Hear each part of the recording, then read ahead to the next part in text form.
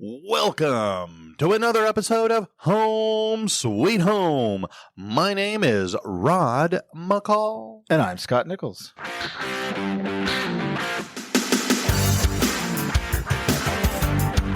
It is summer in Texas for sure. I mean, it's hot, Yes, but that's just life in Texas. it is. It is. It's awesome. And It's great.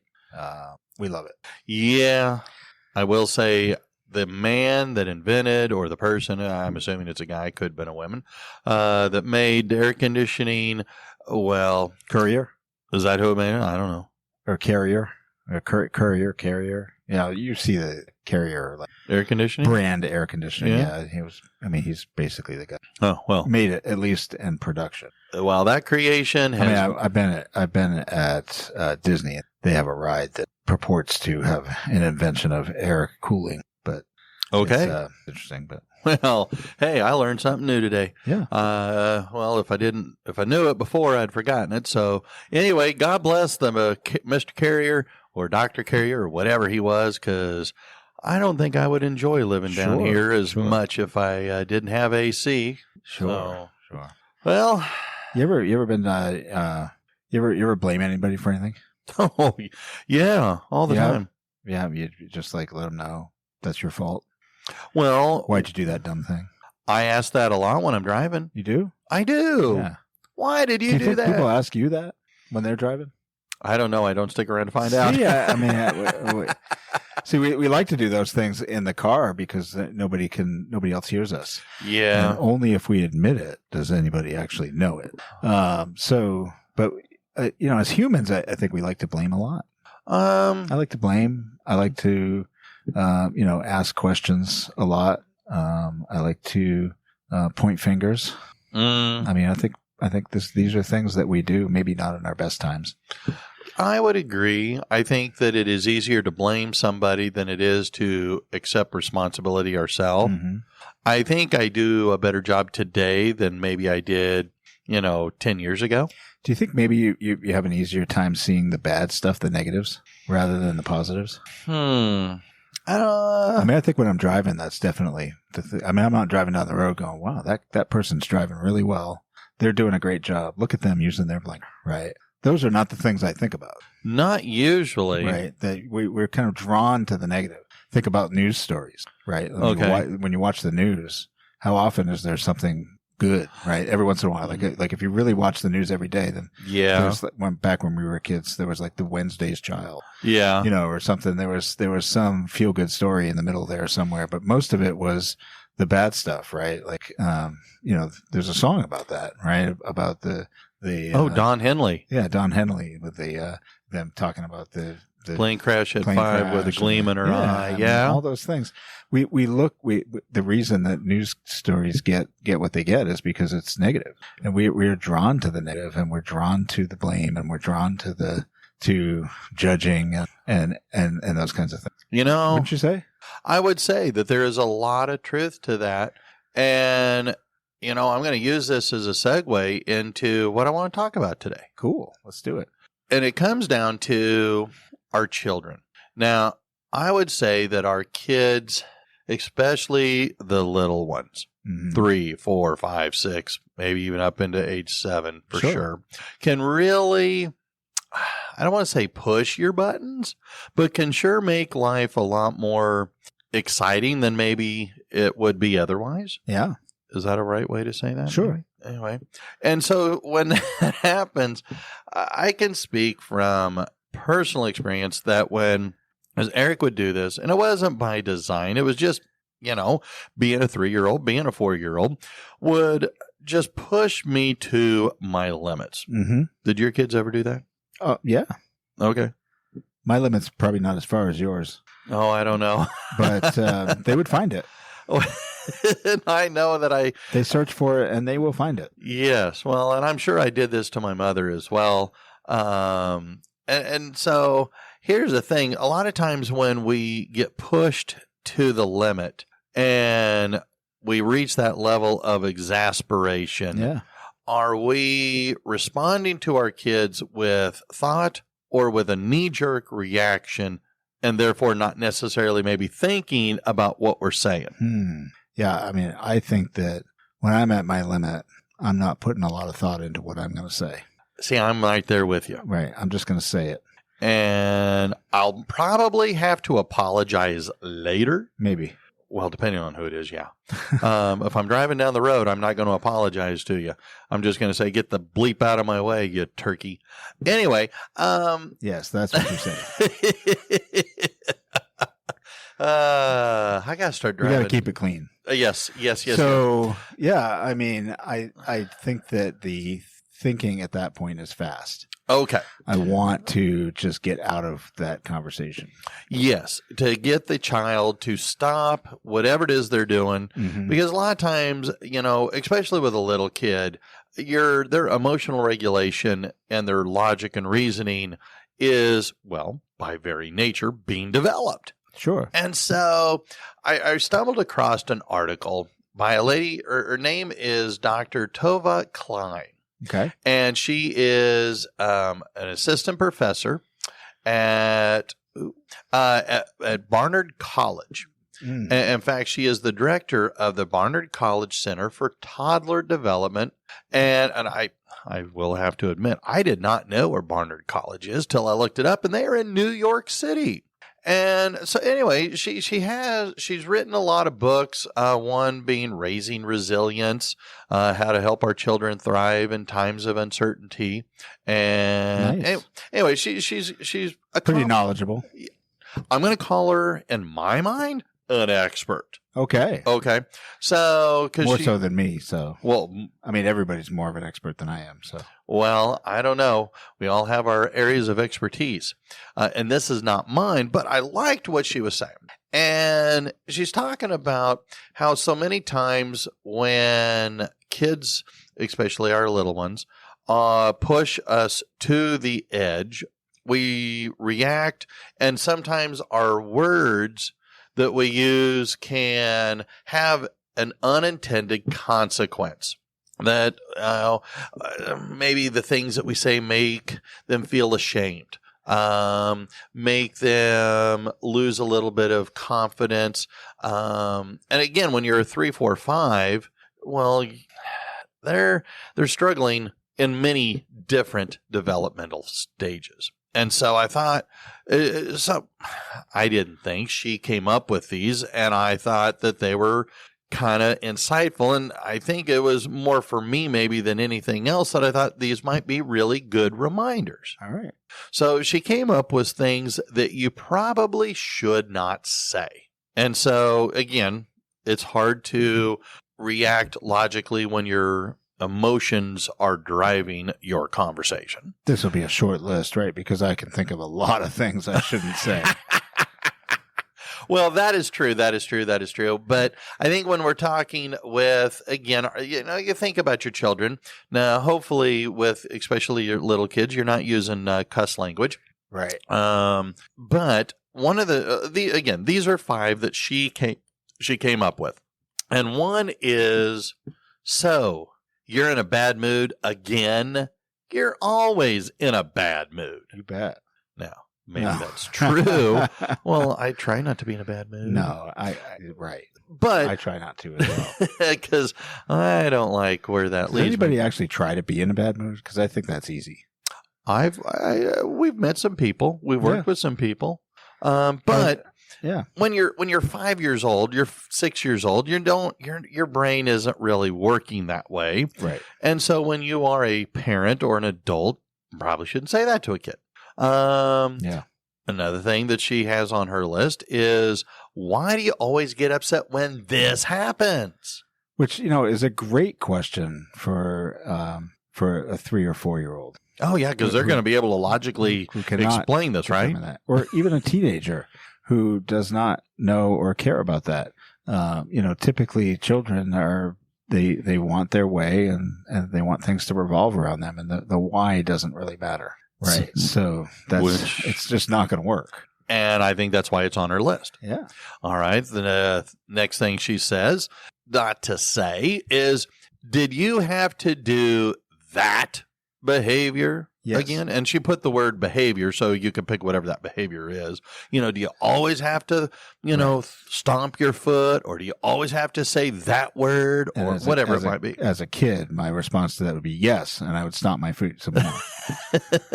Right. But it's not, again, I think that we could dive into why that would not be a good thing to say. Number 4 on her list of 5 things you should never say is, that's ridiculous. And the last one, this is going to catch you by surprise, you're overreacting. Right.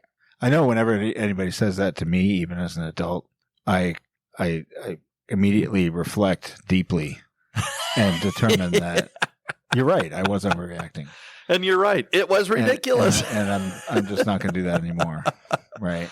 Or, I mean, the other option is I would, respond with, you're overreacting. Right. I mean, these are not things that, they're all phrases that don't lend themselves to any kind of solution. We've talked previously about kind of active listening sort of stuff. And these are not those kinds of things. And that's, when we, in the heat of the moment, when your logic brain is being minimized by your emotional brain, you're not thinking these things through.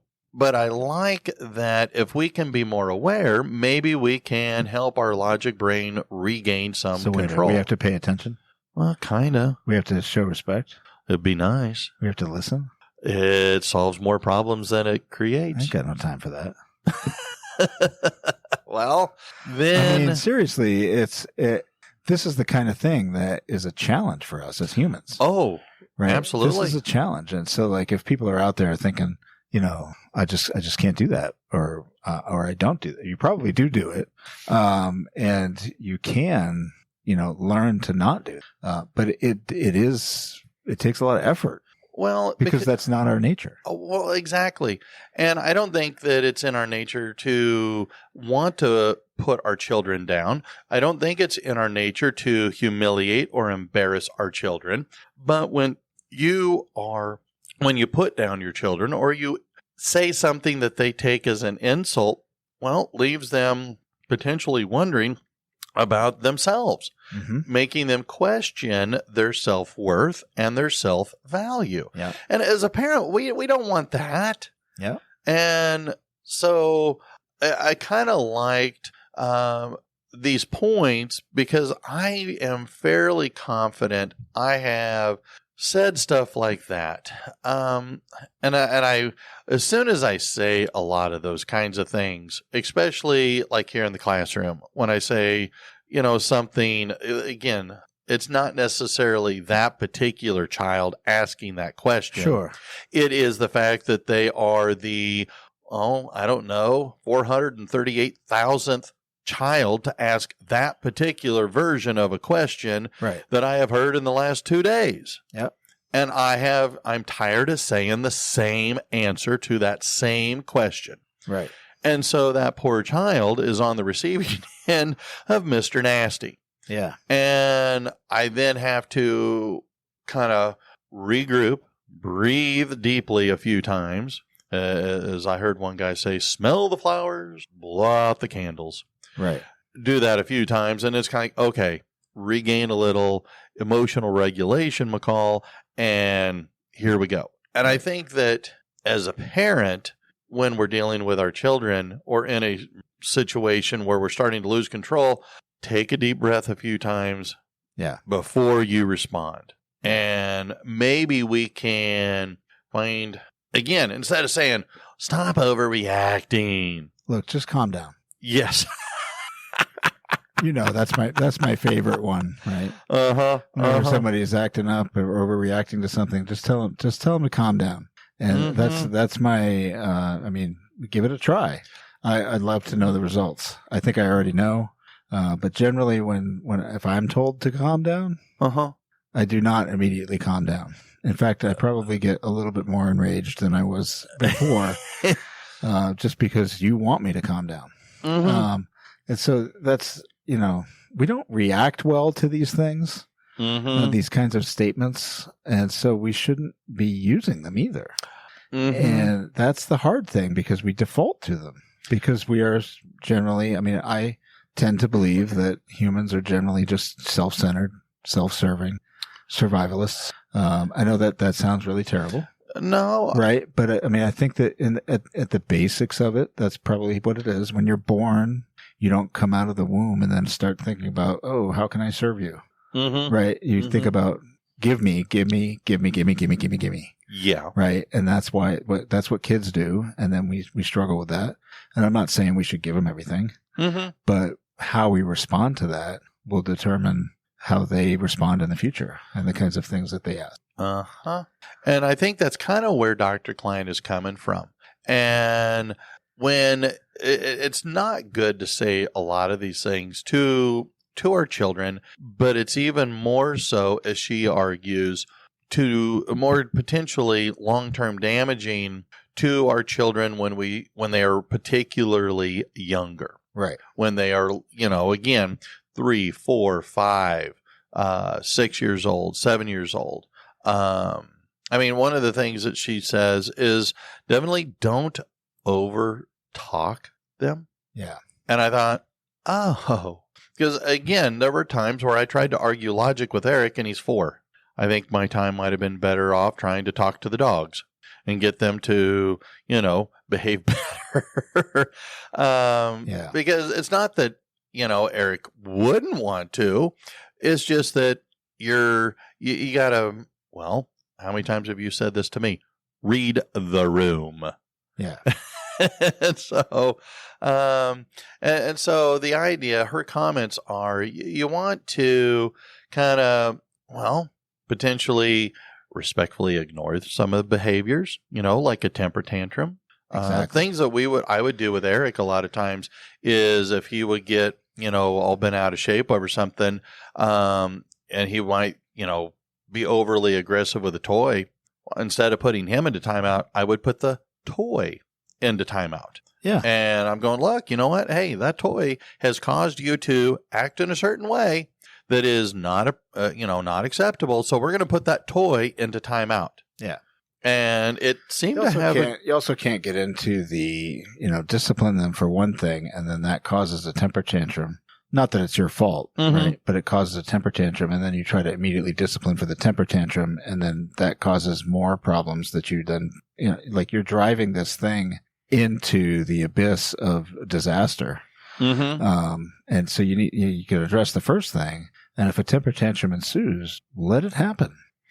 And just let it happen.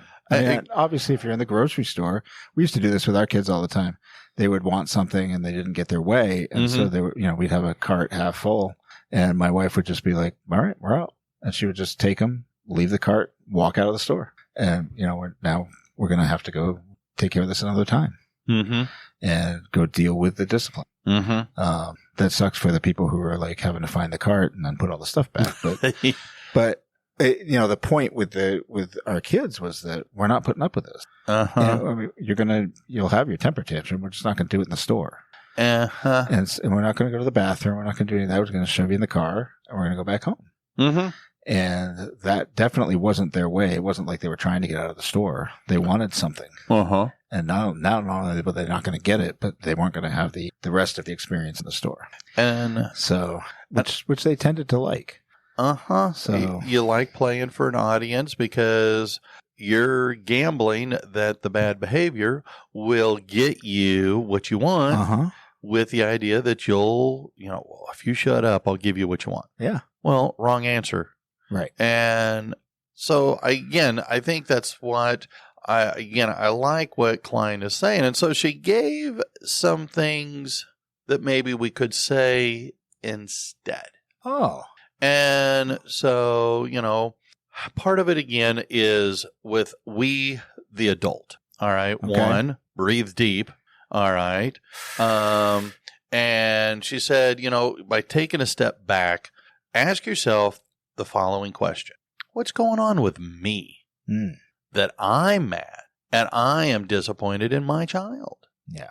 And if you can, do that, then it might keep you from overreacting or knee-jerk reacting in the wrong direction. Right.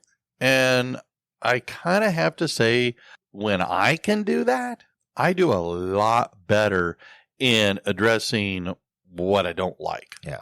So once you've done that, all right, you've kind of regained a little bit of control, and your logic brain is overriding the emotional brain. There's something you can say is, okay, you don't want to do this right now. And boom, we don't need to do this right now. Okay. So like this isn't the time in this kind of thing. Kind of like what you're saying. We ain't going to do this right now. If this is what you're going to do, then we're going to do, in your case, your example, then we're going to leave the grocery store and we're going to go home. So a slightly older child, right? A teenager. Okay. Saying something where your response could be, that's ridiculous. Mm-hmm. Right. Or your response could be, look, let's talk about that. Mm-hmm. Right now is not the time for us to do this, but let's talk about it later. Let's get to a place where it's just you and me, and we'll talk about it. Yeah. Another thing that she mentions is, I get it. I hear what you're saying, but you still have to do it. You still have to go. But you didn't get it. I don't want to do it. Okay. I hear you, but you still have to go to school. Yeah. I hear you, and I validate you, but you still have to go to the dentist. You still got to go to piano practice or whatever it is. All right. Teening is so hard. Wait till you start adulting. I mean, it's just so hard. That's a life lesson, right? Like you have, there are things that you have to do. I have never ever gotten to January and thought, I am just so excited to do my taxes. I can't wait. I've never done them early. Mm-hmm. I've never gotten them ready before the time that they would accept them. Mm-hmm. I've never done any of that because I'm not excited to do it. And in fact, for me, most of the time, it's like, oh, that stuff's due tomorrow. Okay. I still got to do it. Yeah. Right? I have to do it.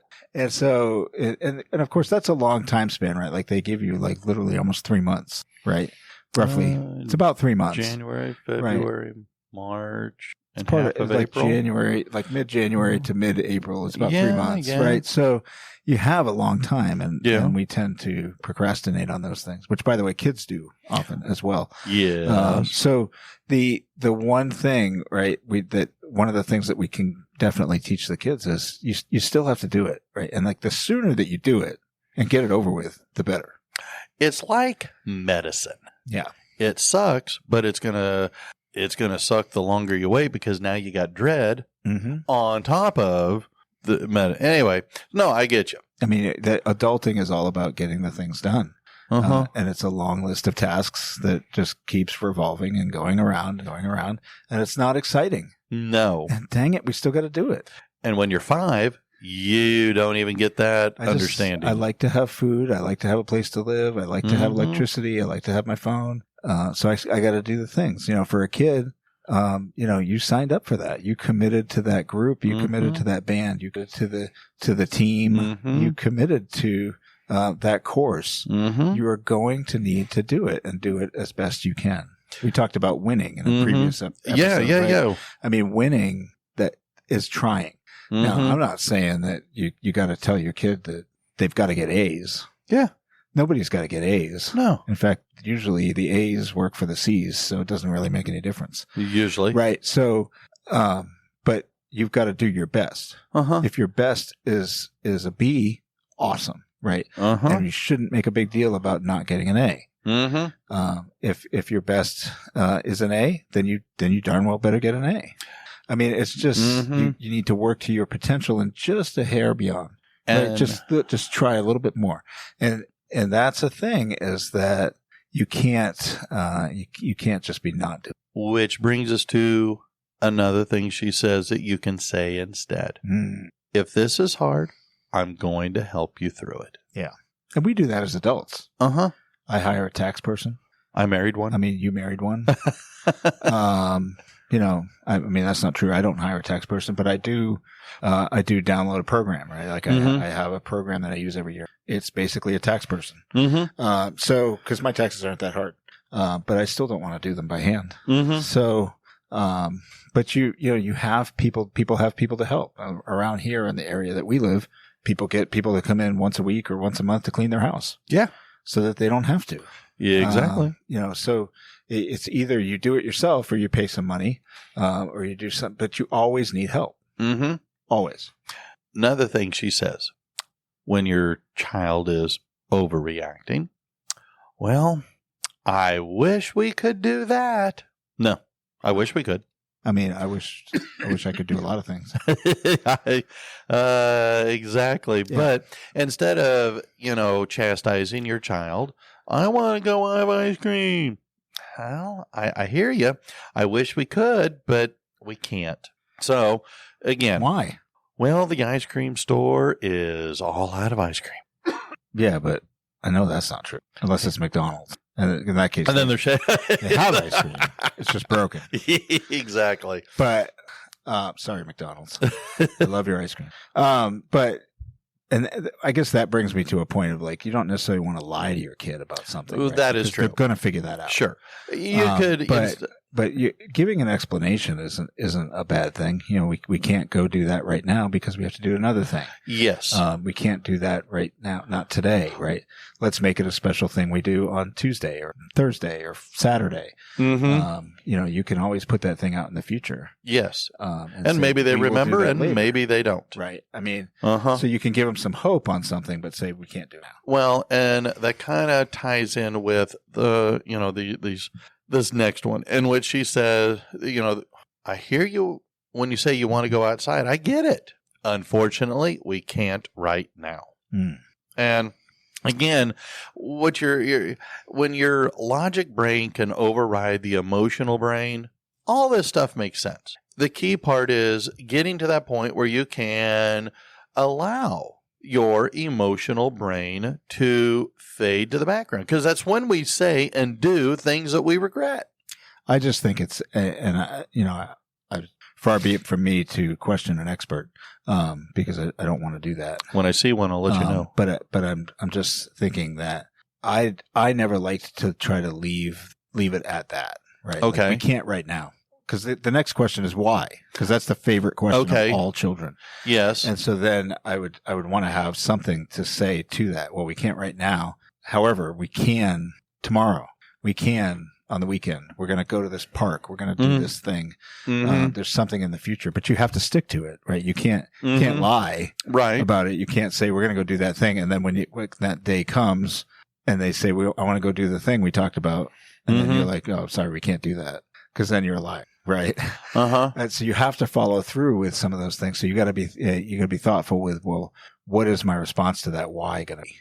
And how am I going to address that? And maybe it's a legit reason just why, and you're not going to promise something in the future. But, anytime we were doing discipline, like we never wanted to lie to them. Yes. You never wanted to tell them something to be true, or you never wanted to threaten something you weren't going to follow through on. Okay. Yes. Right. I can't say, you need to stop that, or I'm going to take your video games away for 3 years. Mm-hmm. Right. Because you're not going to do that. No. And they know you're not going to do that. No. 3 days, maybe. So, maybe 3 days, maybe tomorrow, maybe even a week. The younger, but, the longer you make it, or the more outrageous it is, or the more outrageous the punishment item is, they're not going to believe it. Well, so it has to be believable, whatever the answer is that you're giving them about why you can't do that thing now, or when you might do that thing in the future. And the younger the kid, 3 years is an unimaginable amount of time. Right. If you take it away for a day can be forever to a 4-year-old, a 5-year-old. Right. Heck, even an hour can feel like eternity. And to some extent, you have to worry about, if it's a little kid and you're taking something like that away, how much of a punishment is that going to be to you? Well, as a parent as well, right? Like you need to endure a certain amount of that, obviously, right? I mean, you just know that as an adult. But if I'm saying I'm going to take that away for a semester, I might be in trouble. Yeah. I don't know if I can endure that. Yeah. Much less them. So you have to do things that are believable. And that's kind of what I think this Dr. Klein is trying to express is that if you take a moment and think about moving away from your emotions and start applying a little bit of logic, then you might come up with a better response, and you more likely will not do everything you just said. Yeah. So I don't know. Again, I thought that this was interesting. Things that as parents, toxic phrases that we may say without realizing what we're saying or what we're implying by saying those very words. Yeah, I think it's a good caution. Mm-hmm. And we need to take heed and try to address some of our own human failings. Yeah, in these situations, because that's kind of you want your kids to be better, getting better too. And yeah, I totally agree that we are the roadmap for our children, and we can argue like Charles Barkley saying, "Well, I didn't sign up to be a role model." Well, it doesn't matter. Right. We are one. Unfortunately, you don't get to choose all the time who will follow who will follow you, right? But I guarantee you that no matter who you are or what situation you are in, somebody is following you, which means you are leading somebody, whether you like it or And so there's some responsibility that goes along with that, no matter what. And when we embrace it, I feel like we can do a better job with it. Excellent. Let's embrace it. All right. Well, and that's all I got. All right. That's enough. Well, then, until next time, I'm Rod. I'm Scott. See you later. Bye-bye.